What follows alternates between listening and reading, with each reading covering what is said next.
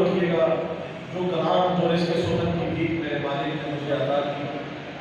وہی آپ کے خوش گزار کرتے ہوئے دنیا اور آخرت میں آپ کی داد اور دعاؤں سے اپنے لیے قیامت میں بہترین انتظام کرے گا۔ جس انداز میں سننا پسند کریں گے سنیے گا، ملنگانے علی موجود ہے۔ خدا کی قسم فرمان بتا رہا ہوں کہ جس کے دل میں بھی آل محمد کی ولا ہو،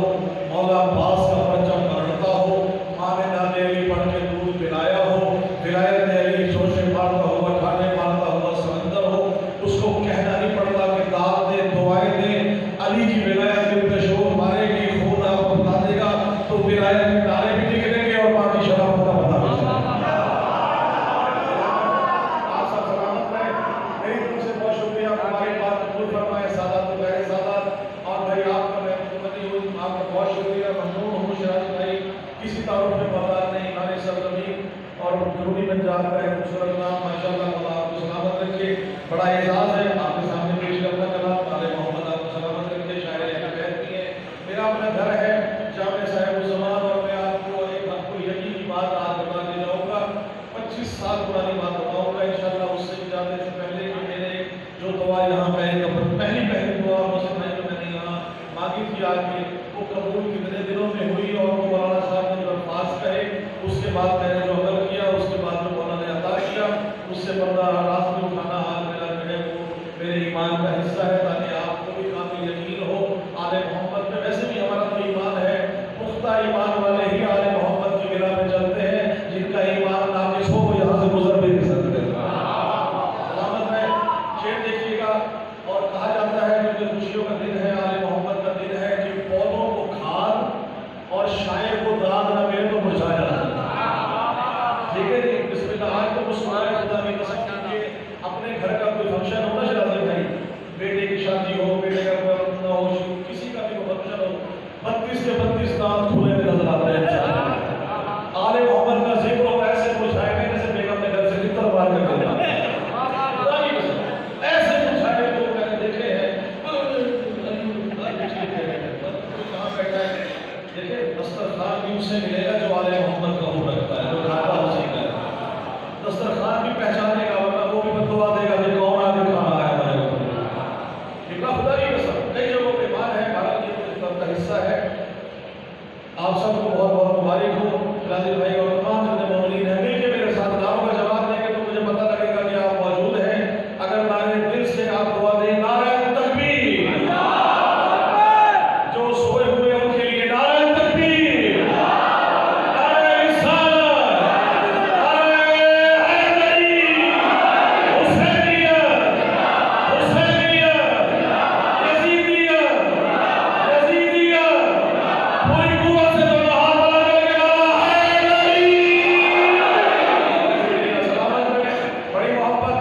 پچھلے سال بالکل اسی وقت قبلہ 1:15 منٹ پہ مکہ المکرمہ میں حج کے بعد ہم نے عید قدیر وہاں جشن منایا تھا۔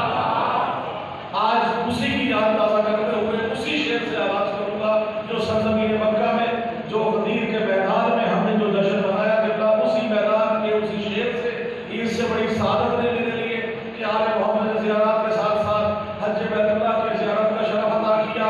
وہ جو دیوار کعبہ کے مشرق میں شک ہوئی تھی نا جہاں سے، نماز وقت ہمیں کہا کہ جلدی کرے، بس جلدی کرے، سب اب ہمیں نہیں پتا چلتا کہ سب